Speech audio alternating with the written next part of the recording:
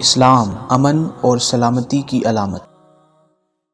السلام علیکم۔ آج ہم حضرت ہود علیہ السلام کی پاکیزہ زندگی کے بارے میں بات کریں گے۔ حضرت ہود علیہ السلام اللہ تعالیٰ کے جلیل القدر پیغمبر تھے جو قوم عاد کی رشد و ہدایت کے لیے اللہ کی طرف سے مامور ہوئے۔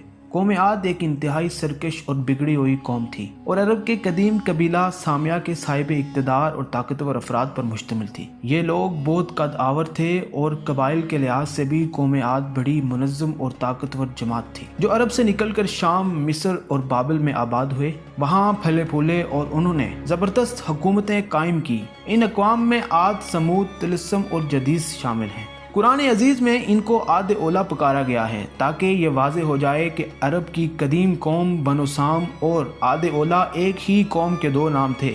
عرب کے لفظی معنی ہے اربا، جس کا مطلب ہے صحرا اور بادیہ نور۔ عربی زبان میں اعرابی اہل باد کو کہتے ہیں۔ عرابیہ کے معنی ہیں بدویت کے آتے ہیں۔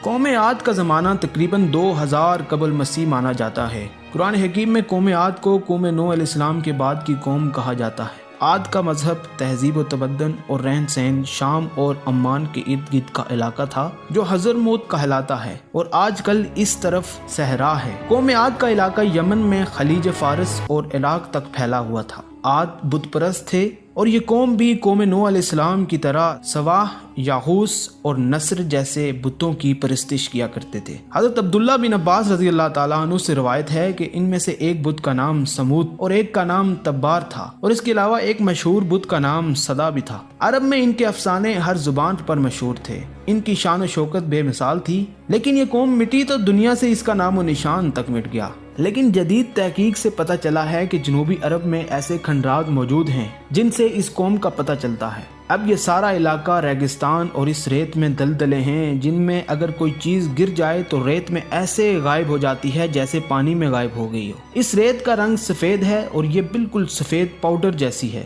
یہ علاقہ آبادی سے سراسر خالی اور بیابان ہے، حتیٰ کہ یہاں ریگستان کے جانور بھی نہیں پائے جاتے۔ قوم عاد بہت طاقتور اور لمبے چوڑے لوگ تھے۔ ان کا قد و قامت بہت طویل تھا، جسم مضبوط اور توانا تھے۔ انہوں نے اونچے اونچے ستونوں پر پتھروں کے تراشے ہوئے گھر بنائے ہوئے تھے، لہٰذا بلند و بالا عمارتیں بنانے کے بہت شوقین تھے۔ ان کے پاس طاقت، مال اور دولت کی کمی نہ تھی، اسی وجہ سے یہ قوم انتہائی متکبر اور سرکش ہو گئی تھی۔ انہوں نے رائے حق چھوڑ کر تکبر اور سرکشی اختیار کر رکھی تھی۔ مذہبی حیثیت میں یہ اللہ کی ہستی کے منکر نہ تھے، لیکن یہ لوگ شرک جیسی لعنت میں گرفتار تھے، اور جیسا کہ آج بھی دنیا کی بعض قومیں اللہ کو مانتی ہیں لیکن ان لوگوں نے اللہ کی ذات کے ساتھ مختلف دیویوں اور دیوتاؤں کو ملا رکھا تھا۔